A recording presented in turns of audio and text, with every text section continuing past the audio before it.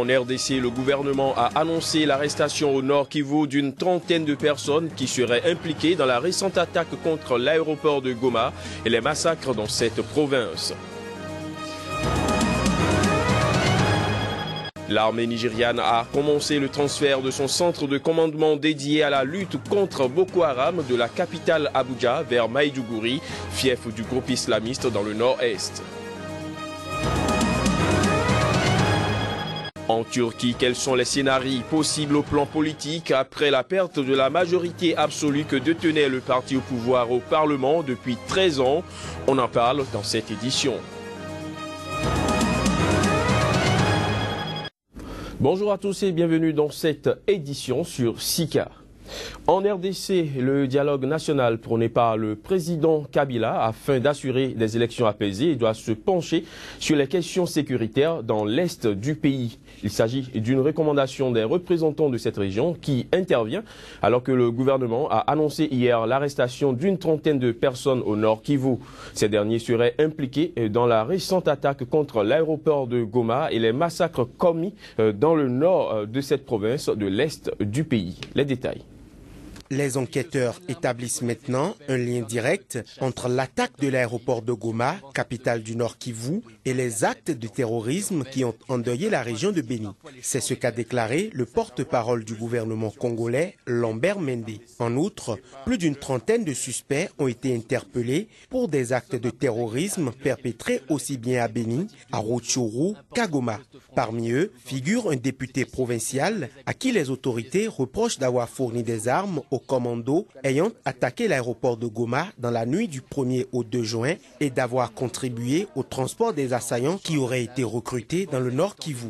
La région de Béni a été frappée depuis octobre par une succession de massacres attribués aux rebelles musulmans ougandais des forces démocratiques alliées. Ces tueries ont fait au total près de 400 morts. Une situation qui inquiète les autorités tant la sécurité de l'ensemble du processus électoral de 2015-2016 dépendra des réponses données aux défis sécuritaires. Le président congolais a entamé au début du mois des consultations politiques en vue de la tenue d'un dialogue national pour discuter avec l'opposition du calendrier électoral annoncé en février et jugé irréaliste par ses détracteurs. Ce calendrier prévoit en effet une série de scrutins devant s'achever en novembre 2016 par une élection présidentielle à laquelle Joseph Kabila, au pouvoir depuis 2001, ne peut se représenter, la Constitution lui interdisant de briguer un nouveau mandat. L'opposition dans son ensemble le soupçonne de chercher à tout faire pour se maintenir au pouvoir au-delà de cette date. Deux de ses principaux partis ont déjà signifié leur refus de participer au dialogue voulu par le chef de l'État, y voyant une manœuvre pour retarder son départ. En Érythrée, les violations systématiques et à grande échelle des droits de l'homme par le gouvernement poussent quelques 5000 Érythréens à fuir leur pays chaque mois. Ce chiffre est le fruit d'une enquête des Nations Unies dont le rapport est consigné dans un document de 500 pages. Des précisions dans ce reportage. Après une année d'enquête, 3 experts mandatés par le Conseil des droits de l'homme de l'ONU ont décrit un système répressif où les gens sont régulièrement arrêtés, détenus, torturés ou portés disparus et tués. Ces violations interviennent à une échelle rarement constatée ailleurs. Cela provoque un exode massif avec des centaines de milliers d'Érythréens qui ont quitté leur pays, s'exposant dans leur fuite aux multiples dangers des trafiquants et des passeurs et à l'ordre tiré pour tuer donné aux forces de sécurité gardant les frontières. On ne voit que rarement des violations des droits de l'homme de l'ampleur de celles que l'on observe en Érythrée aujourd'hui. Il n'est pour nous pas surprenant qu'une grande partie de la population qui traverse aujourd'hui la Méditerranée ou emprunte d'autres routes pour rejoindre l'Europe soit érythréenne. Ils fuient un pays qui n'est pas dirigé par les lois, mais par la peur. À la mi-2014, le Haut Commissariat aux réfugiés de l'ONU avait estimé leur nombre à 360 000 répartis dans le monde pour une population totale estimée à 6 300 000. Les réfugiés érythréens constituent la seconde population après les Syriens à se lancer dans la périlleuse traversée de la Méditerranée. L'Érythrée, petit pays fermé de la Corne de l'Afrique, s'était opposé à la création de la commission en juin 2014 et n'a pas autorisé les enquêteurs de l'ONU à se rendre sur place.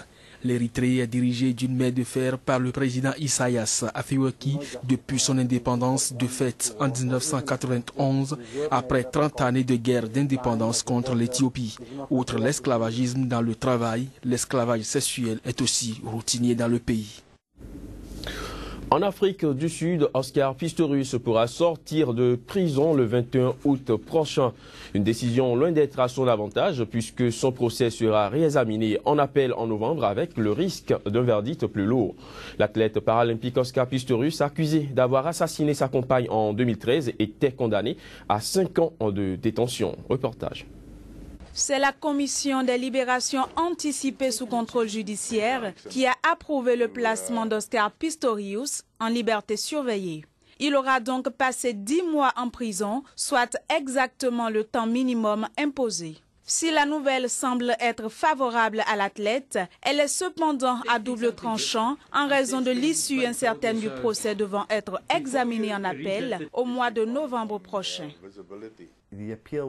L'appel aura lieu devant 5 juges à la Cour suprême d'appel. S'il décide que la juge Massipa s'est trompée et que ça aurait dû être un meurtre et pas homicide involontaire, il retournera directement en prison parce que la peine pour un meurtre est généralement de 10 à 15 ans et sans possibilité de combinaison directe en prison probablement. Donc peut-être qu'il ne va profiter de ces 3 mois de liberté surveillée que pour retourner en prison de nouveau en novembre. Pistorius a été condamné le 21 octobre dernier. Durant sa période de liberté surveillée, il sera confiné à domicile avec 1 heure de liberté par jour. Une décision qui suscite la colère de la famille de Riva, l'ex-petite amie et victime de l'athlète. La jeune mannequin âgée de 29 ans avait été abattue durant la nuit de la Saint-Valentin en 2013. En bref, à présent, au Burundi, la commission électorale en proie depuis le 26 avril dernier à une grave crise politique émaillée de violence a proposé hier lundi un nouveau calendrier électoral. Ce calendrier fixe les législatives et communales au 26 juin et la présidentielle au 15 juillet prochain. Le président Pierre Nkurunziza, dont la candidature à un 3e mandat présidentiel a déclenché un mouvement de contestation, avait le 4 juin dernier reporté sine die les élections législatives et communales. Selon la commission électorale, cette date permettra d'organiser dans les délais l'élection des sénateurs et de doter le Burundi d'un parlement devant lequel prêtera serment le président élu en 2015 comme l'exige la Constitution. Autre information dans ce journal, au Nigeria, l'armée a commencé à transférer son centre de commandement dédié à la lutte contre Boko Haram de la capitale fédérale Abuja vers Maïdougouri, fief historique du groupe islamiste dans le nord-est du pays. C'était, il faut le préciser, une volonté du président Buhari dès sa prise de fonction. Les détails. Lors de son discours d'investiture le 29 mai, le président Buhari avait affirmé que les insurgés ne seraient pas vaincus tant que le commandement des opérations anti-islamistes ne serait pas déplacé dans la capitale de l'État de Borno au cœur des violences. Boko Haram a été créé à Maïdougouri il y a plus de 10 ans et le groupe a perpétré d'innombrables attaques, attentats et enlèvements dans le nord-est du pays.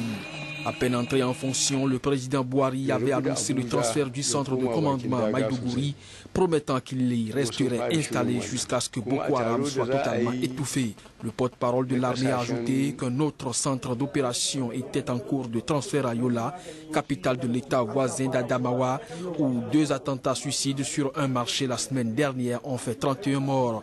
Au moins 93 personnes ont péri dans des attaques attribuées à Boko Haram depuis l'entrée en fonction du président Buhari. Ces violences ont rappelé que le groupe reste une grave menace malgré les victoires remportées depuis février par les armées du Nigeria et de 3 pays voisins, Tchad, Niger et Cameroun. L'offensive a permis de libérer de vastes régions de l'emprise de Boko Haram, mais certains signes indiquent que les insurgés se regroupent dans certains secteurs, particulièrement dans des zones frontalières difficiles d'accès. En Égypte, des représentants de l'opposition syrienne ont entamé hier une réunion de 2 jours.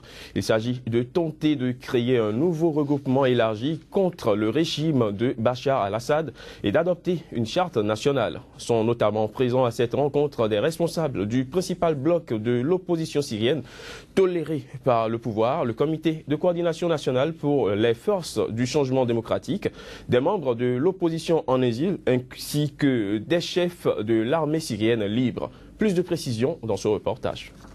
L'idée de cette conférence sur la Syrie est de trouver une alternative à la coalition de l'opposition en exil, notamment en l'élargissant à d'autres groupes et en la rendant indépendante financièrement et politiquement des puissances étrangères.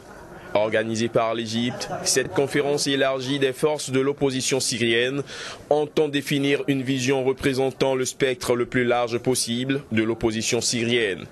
Environ 150 représentants de différents groupes syriens ont assisté au discours d'ouverture du ministre égyptien des Affaires étrangères. Votre rôle ne s'arrête pas à cette conférence. La proposition d'une solution politique que vous allez élaborer par votre dialogue pendant ces 2 jours ne sera qu'un début. Nous allons travailler ensemble pour partager votre message et votre vision pour une solution pour la Syrie et le monde. Selon Haïtam Mana, un opposant de premier plan et l'un des co-organisateurs de la conférence, la communauté internationale doit obliger le régime syrien et toutes les parties à se mettre d'accord sur une solution politique. L'équilibre du pouvoir est maintenant entre la dictature et le terrorisme. Toutes les forces démocratiques sont marginalisées jour après jour. La seule façon d'avancer est une position forte de la communauté internationale avec le soutien des pays de la région pour une solution politique pacifique afin de terminer cette guerre. Le conflit en Syrie a été déclenché en mars 2011 par la répression sanglante d'une révolution pacifique qui s'est ensuite militarisée, plongeant le pays dans une guerre civile. Profitant du chaos, des groupes djihadistes sont emparés de vastes régions. En Turquie, les résultats des élections législatives sont connus depuis dimanche dernier. Alors que le parti au pouvoir a perdu la majorité absolue qu'il détenait au Parlement depuis 13 ans et que le parti kurde a fait son entrée au Parlement, quels sont désormais les scénarios possibles au plan politique? Voici les explications d'un éditorialiste politique. First of all, AKP can form a coalition government. D'abord, l'AKP peut former un gouvernement de coalition avec un des partis au Parlement, et lequel ce sera, encore une fois, personne ne sait. On pense que l'AKP peut faire un gouvernement avec le CHP, le principal parti laïque, ce qui formerait un gouvernement d'unité nationale. Il apporterait une certaine modération dans le pays. Ce serait une bonne idée. L'autre option, c'est que l'AKP peut faire une coalition avec le MHP, un autre parti d'extrême droite. Ceci formerait un gouvernement de droite, ce qui générerait des inquiétudes quant à l'avenir du processus de paix avec les Kurdes. That would be a little bit of a right-wing government, and then you would have worries about the future of the peace process with the Kurds. Another scenario is that there can be a minority government, which is like a party forms a... Un autre scénario est un gouvernement minoritaire qui consiste en un parti qui forme un gouvernement et non une coalition, mais bénéficie du soutien de l'extérieur. Encore une fois, l'AKP peut le faire, mais il semble que ce ne soit pas l'option choisie. Pourquoi un autre parti soutiendrait l'AKP?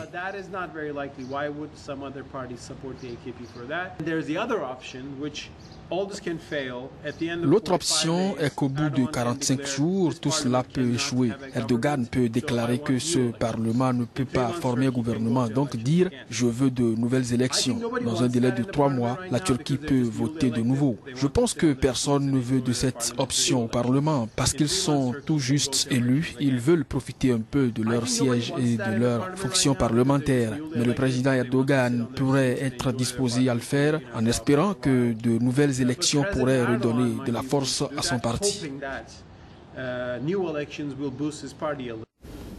Ce sera tout pour cette édition. Merci de nous avoir suivis.